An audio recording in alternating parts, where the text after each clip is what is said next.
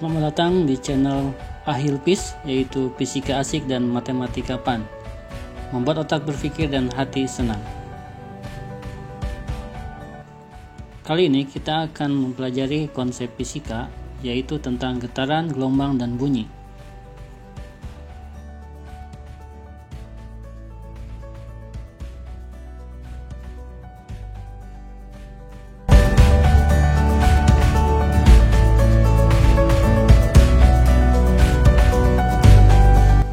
Gedung bergetar.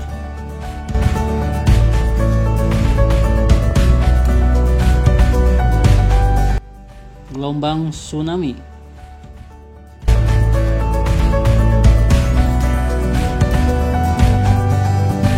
Kalung hipnotis.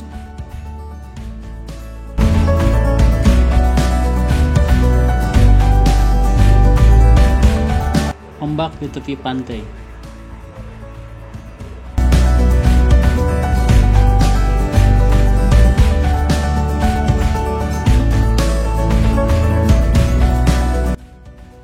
Suara drum kalau dipukul.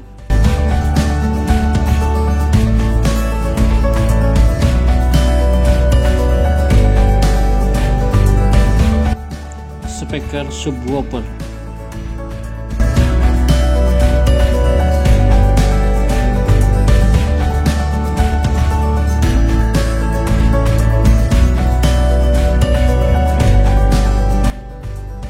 Peristiwa resonansi.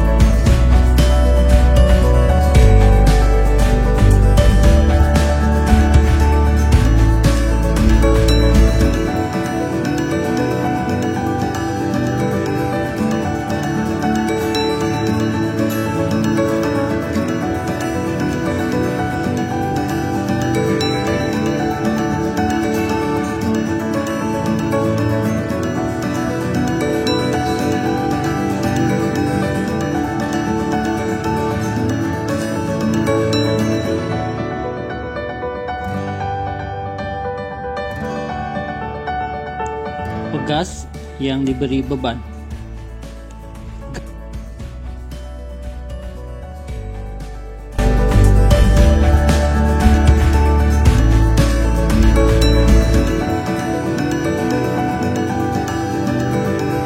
Garpu tala yang dipukul akan bergetar.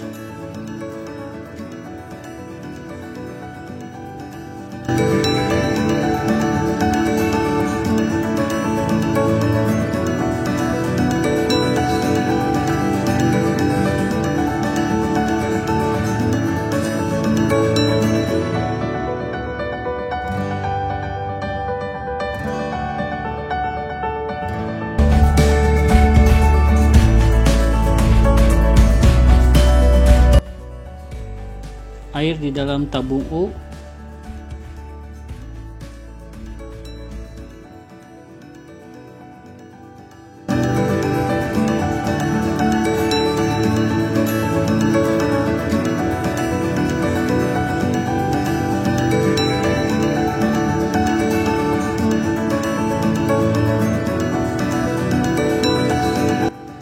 Penggaris yang diberi beban kemudian digetarkan.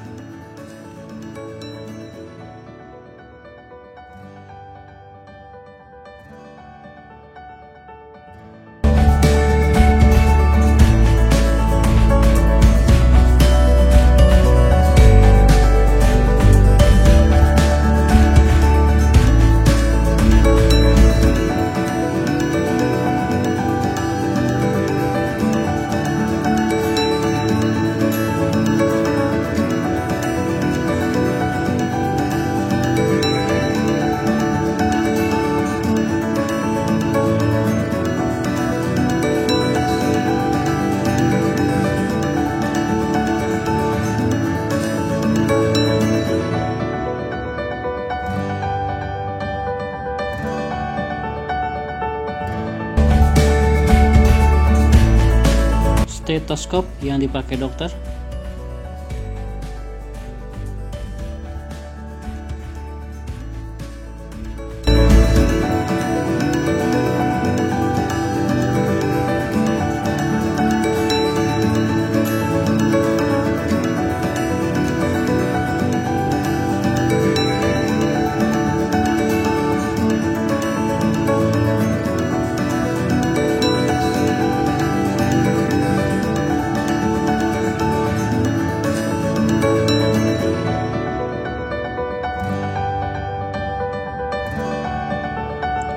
jembatan yang berayun.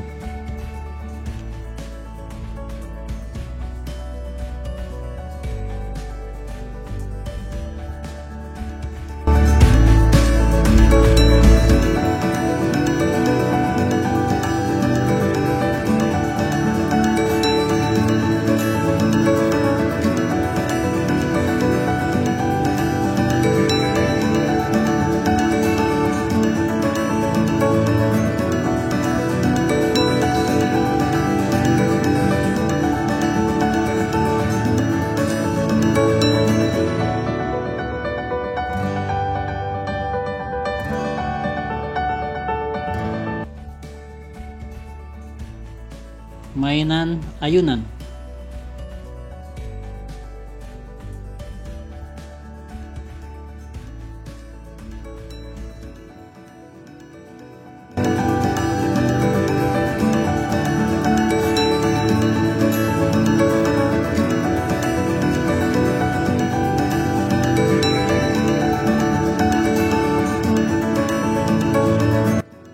Gedung bertingkat yang bisa tahan dari goncangan angin.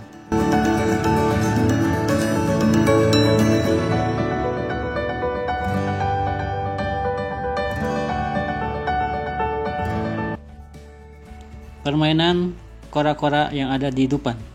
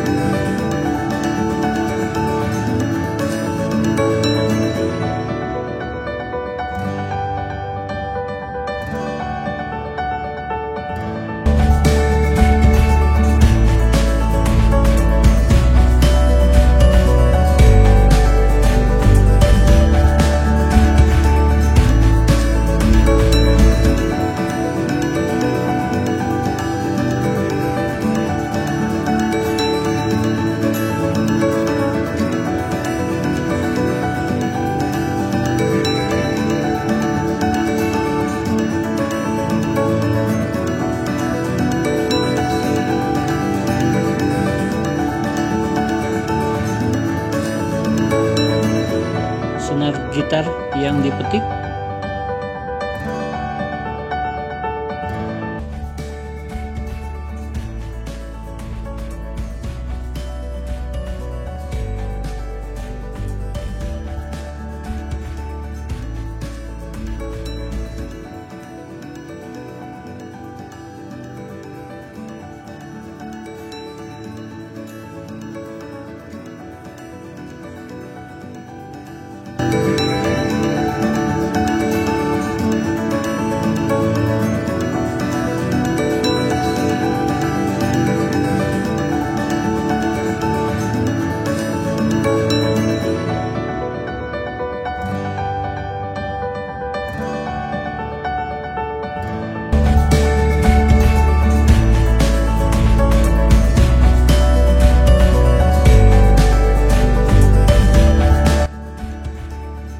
riak gelombang di permukaan air.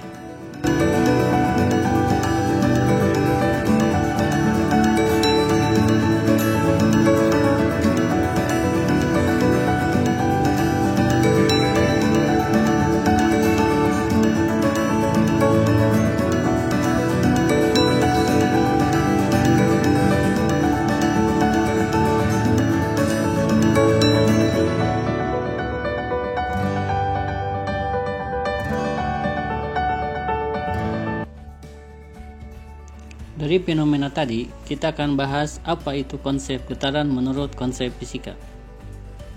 Getaran adalah gerakan bolak-balik secara periodik melalui titik kesetimbangan.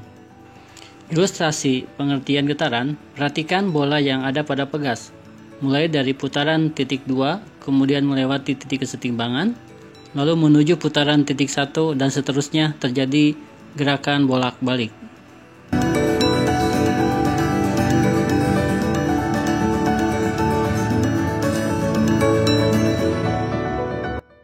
Simpangan maksimum terjadi ketika bola menyimpang atau yang disebut dengan amplitudo dari titik setimbangannya. Berikut kita akan bahas besaran fisika yang ada pada peristiwa getaran. Fenomenanya pada ayunan bandul, di mana gerakannya termasuk ke dalam gerak harmonik sederhana atau disingkat dengan GHS. Ciri GHS gerakannya bolak-balik di sekitar titik setimbangannya. GHS memiliki amplitudo atau simpangan maksimum dan frekuensi yang tetap.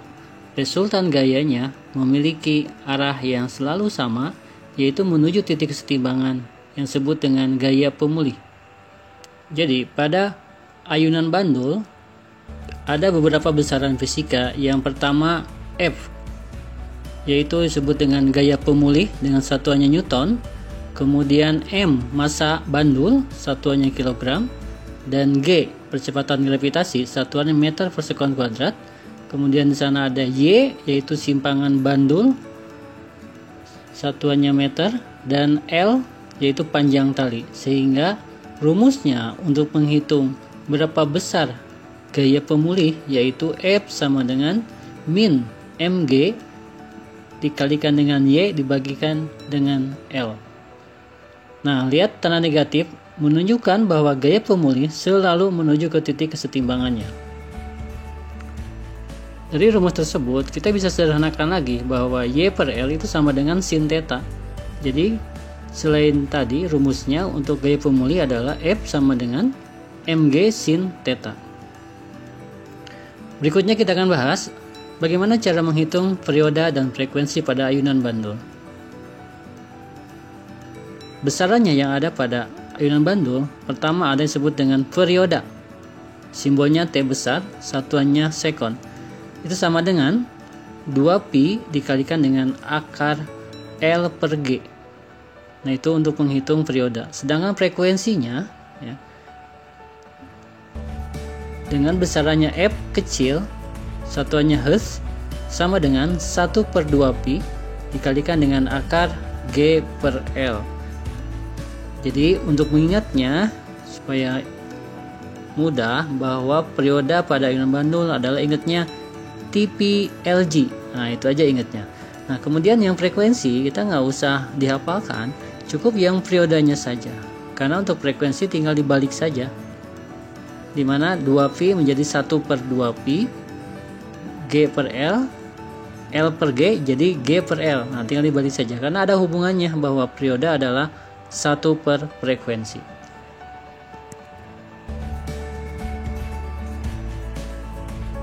Perhatikan percobaan berikut ini, bahwa pengaruh panjang tali terhadap perioda. Kita lihat percobaannya.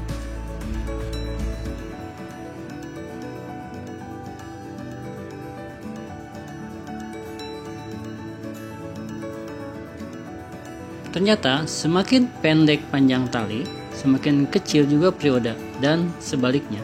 Semakin panjang tali, maka semakin besar periodanya. Berikutnya, kita akan bahas gaya pemulih pada pegas. Pada pegas, ada besaran yang namanya F sama dengan min K kali delta Y. F-nya adalah gaya, satuannya Newton. Kemudian K-nya adalah konstanta pegas, satuannya Newton per meter. Dan delta Y adalah pertambahan panjang pegasnya, satuannya meter.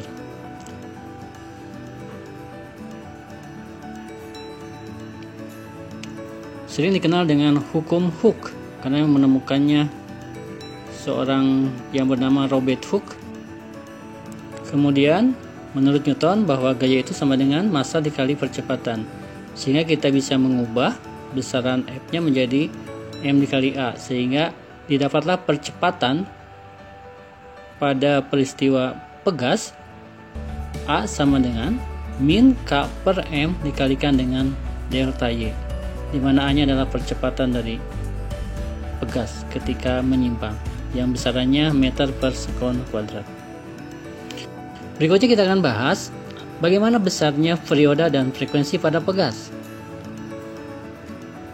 Rumusnya yaitu T sama dengan 2pi per M akar ya. T sama dengan 2pi dikalikan dengan akar dari M per K. Nah, itu untuk periode pada pegas. M-nya di sana apa? M-nya adalah massa beban yang satuannya kilogram. Dan untuk menghitung frekuensinya tinggal dibalik saja dari perioda, bahwa F adalah 1 per 2pi dikalikan dengan akar dari K per M. Perhatikan percobaan berikut ini. Semakin besar masanya, maka semakin besar juga periodanya.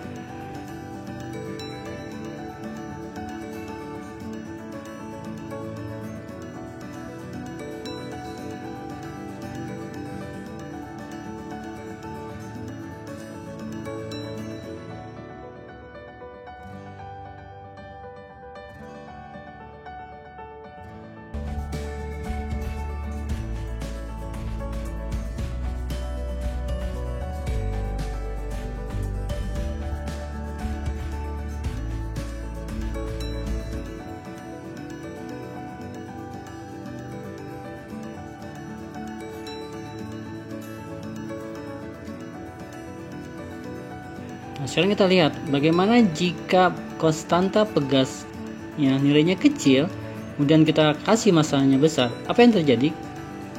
Maka pegasnya akan berubah menjadi sangat panjang dan tidak terjadi elastis lagi.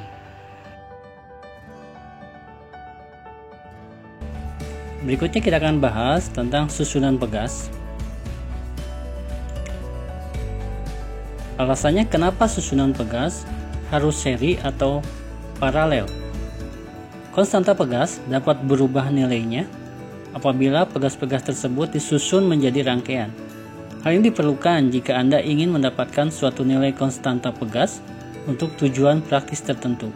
Misalnya dalam merancang pegas yang digunakan sebagai shock breaker, besar konstanta total rangkaian pegas bergantung pada jenis rangkaian pegas, yaitu rangkaian pegas seri atau rangkaian pegas paralel.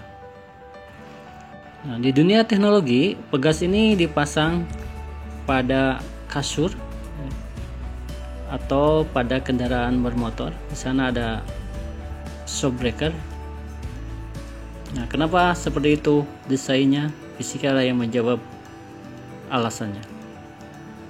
Jadi menurut fisika, kalau pegasnya disusun secara seri, bertumpuk seperti di gambar, maka untuk menghitung besar pengganti dari konstanta pegas tersebut dengan cara kalau ada dua pegas, yaitu 1 per Ks sama dengan 1 per K1 ditambah 1 per K2.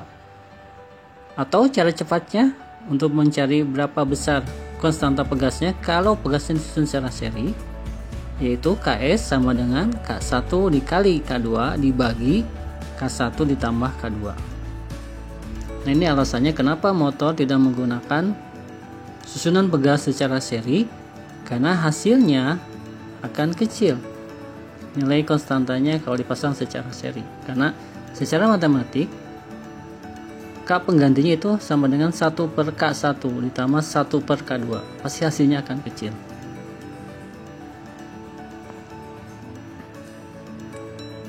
Nah, bagaimana kalau susunan pegasnya secara paralel? Bentuknya seperti yang digambar. Nah, untuk menghitung berapa besar konstanta pegas penggantinya, yaitu dengan cara dijumlahkan dari masing-masing pegas. Rumusnya yaitu Kp sama dengan K1 ditambah K2 kalau pegasnya ada 2. Nah, bagaimana cara mengingatnya supaya tidak tertukar dengan seri? Cukup ingatnya Kp sama dengan Z, atau dibacanya K pencet. Artinya kalau K paralel, maka penggantinya adalah dijumlahkan, ya, Z-nya dijumlahkan. Insya Allah nggak akan ketukar dengan seri. Jadi ingatnya K pencet. Nah, sekarang berikutnya kita akan bahas bagaimana persamaan gerak harmonis. Contohnya tadi pada bandul atau pada pegas. Nah, getaran harmonis, ya, itu adalah gerakan dari titik O ke P, kemudian ke O lagi, ke Q dan ke O. Itu disebut dengan satu getaran. Nah, apa yang disebut dengan periode getaran adalah waktu yang diperlukan untuk melakukan satu kali getaran. Bahasa matematikanya T besar sama dengan T kecil per N. Sedangkan frekuensi adalah banyaknya getaran dalam satu detik. Atau bahasa matematikanya F kecil sama dengan N dibagi dengan T. Nah, untuk mengingatnya rumus periode dan frekuensi, cukup ingat cerita Titin suka minum Fanta. Nah, Titin itu adalah untuk periodenya, Fanta untuk frekuensinya.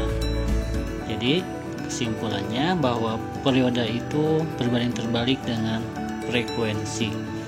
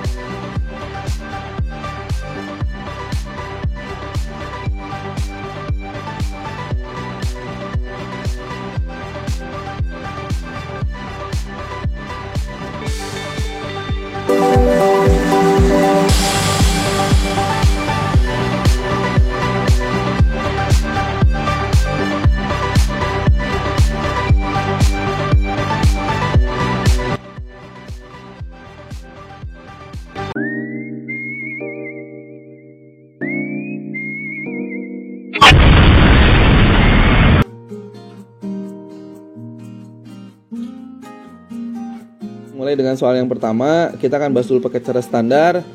Oke, siapkan dulu aja lah minumannya, snacknya, karena kita akan bahas pakai cara standar. Pasti pusing-pusing dikit, wajar ya, karena kita bahas pakai cara standar. Oke, aduh ini di bawah ada yang masak lagi. Oke, tapi kita lanjut aja.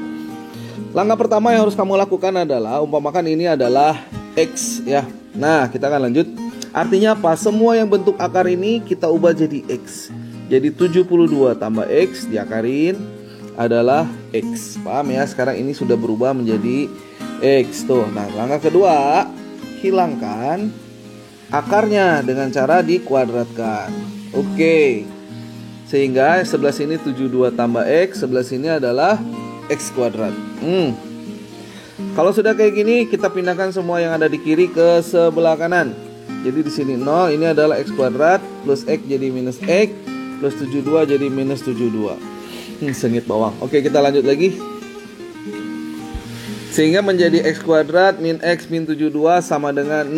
Lanjut aja ya, santuy aja ikutin. Berikutnya kita tinggal faktorkan. Nah, kayak gini. Minus 72. Nah, saya akan ajarkan kuliah singkat tentang pemfaktoran yang paling gampang. Pikirkan di otak, minus 72 itu berapa kali berapa? Minus 72 itu adalah min 9 kali 8, 8 kali min 9, ada 12 kali min 6, min 12 kali, ada banyak ya. Nah, kita tes dulu yang pertama. Kita ambil yang pertama ini ya. Cari yang jumlahnya min 1 sesuai pada X. Maka kita pilih yang pertama, jadi min 9 sama plus 8. Nah, yang kosong isi dengan X, sehingga X min 9 sama dengan 0, X-nya adalah 9, X plus 8 sama dengan 0, X-nya adalah minus 8. Nah, nggak mungkin kita ambil jawaban negatif, tidak memenuhi syarat, sehingga jawaban yang dipilih adalah X sama dengan 9. Jadi jawabannya kita sudah dapat X sama dengan 9 untuk soal yang tadi di atas.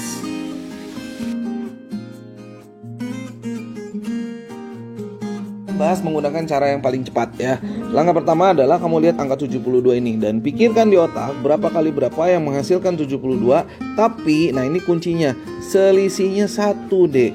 Oke, yaitu 8 kali 9. Nah, ini kan selisihnya 1. Walaupun ada 12 dan kali 6, ini selisihnya bukan 1. Jadi nggak bisa dipilih. Jadi kita pilih 8 dan 9 dan pilihnya angka yang lebih besar. Jadi jawabannya adalah X sama dengan 9. Jadi jawabannya adalah 9. Dan selesai. Ternyata gampang ya.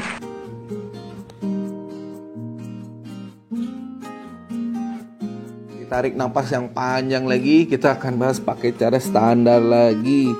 Oke, kita lagi-lagi umpamakan dengan X akar 5 dan seterusnya ini. Artinya segini akan berubah menjadi X. Jadi akar 5X ini udah hilang, adalah X tuh.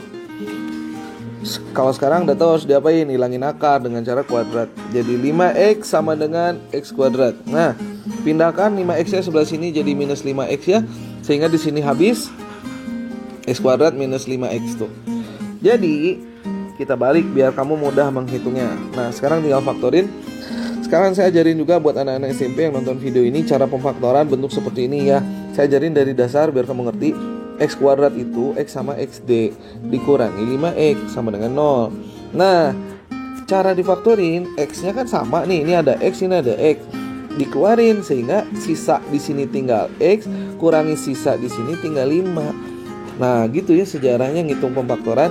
Jadi X sama dengan 0, X min 5 juga sama dengan 0, maka X adalah 5. Jadi karena X-nya 5, maka jawabannya adalah 5.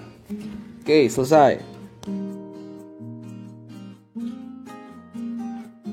Kita akan bahas pakai cara cepatnya ya. Akar 5 lagi di dalamnya, akar 5 lagi, maka jawabannya adalah 5 sesuai soalnya. Oke, artinya kalau saya kasih soal 7, kok akar lagi 7, akar lagi 7 dan seterusnya, maka jawabannya adalah 7. Nah, kayak gini anak SD juga bisa. Oke, tapi tetap belajar cara standarnya ya. Oke, kita akan bahas 8 soal, 8 detik, siapin alat tulis dan kamu yang mengerjakan sekarang.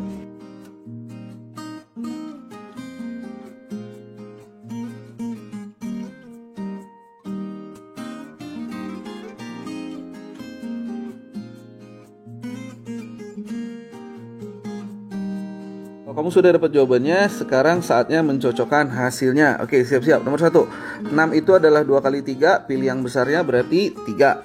12 itu 4 kali 3, yang besarnya adalah 4. 56, 8 kali 7, yang besarnya adalah 8. 35 kali 6, yang gedenya adalah 6. Akar 8 dan seterusnya, maka jawabannya ini adalah pasti 8. Ini pasti 13, ini 7, nomor terakhir 25. Dan selesai. Buat kamu yang betul semua, nilai 100.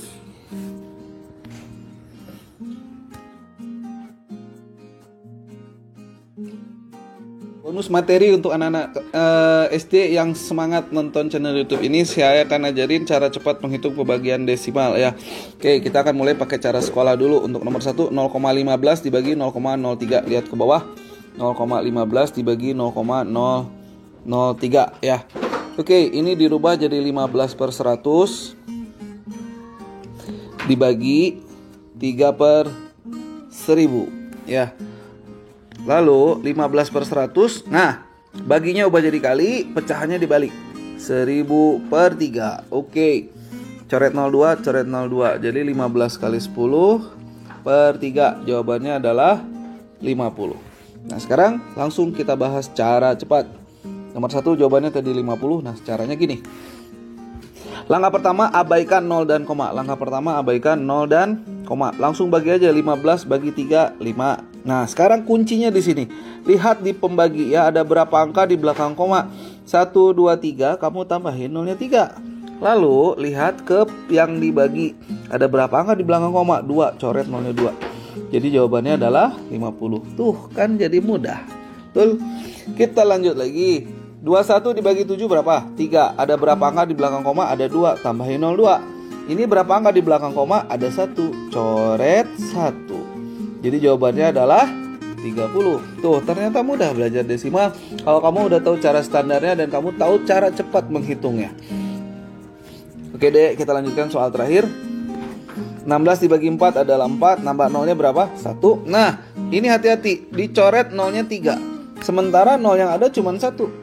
Saya ajarin tekniknya. Kalau jumlah 0 yang dicoret lebih banyak, ini nggak usah dicoret 0 yang ini. Kamu pakai garis 1, 2, 3 sesuai ada berapa angka di sini.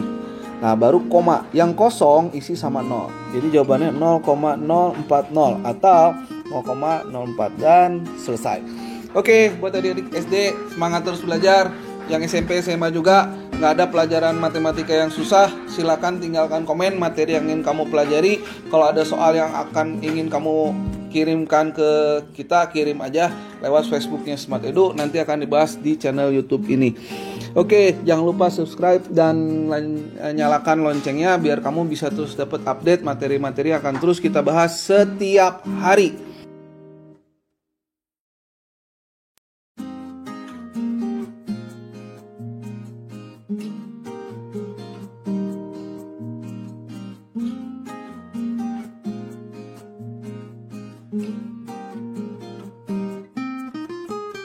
Kita akan bahas cocokan jawabannya ya. 14 dibagi 2 adalah 7.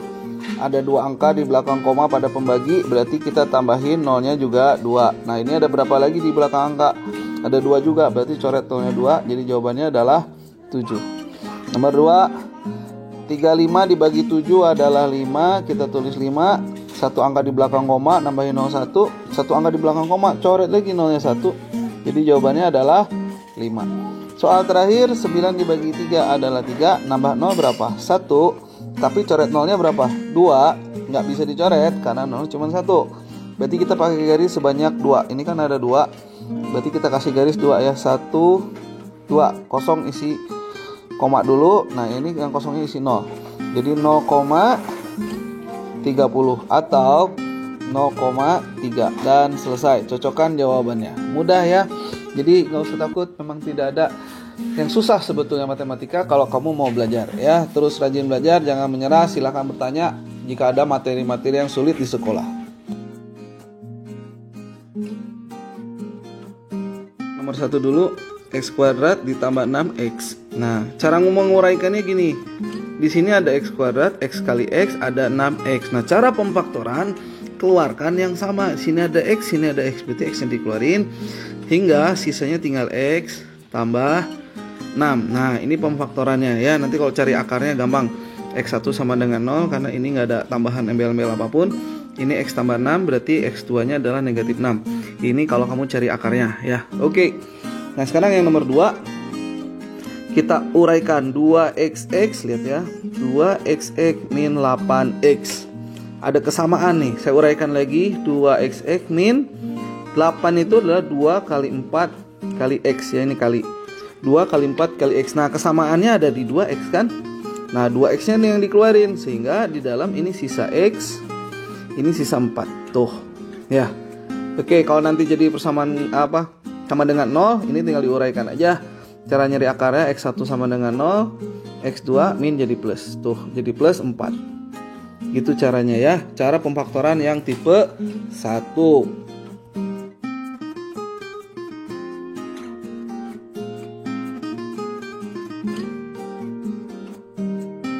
Kan bagaimana cara memfaktorkan ini dengan mudah.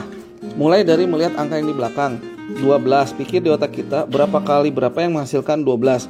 Ada 2 kali 6, ada 3 kali 4. Nah kamu pilih yang di jumlah hasilnya 7. Tentu yang ini. Jadi yang 1 plus 3, yang 1 plus 4. Nah yang kosong ini kamu isi X. Selesai cara pemfaktoran yang pertama. Nah sekarang nomor 2, 20 nya kita faktorin. Angka berapa yang dikaliin menjadi 20. 10 kali 2, 4 kali 5. Nah pilih yang jumlahnya 9. Ada di sini. Jadi X tambah 4 dan X tambah 5. Oke, untuk lebih lengkapnya tentang pemfaktoran, kamu bisa nonton nanti video lengkap khusus tentang pembahasan pemfaktoran SMP dan SMA.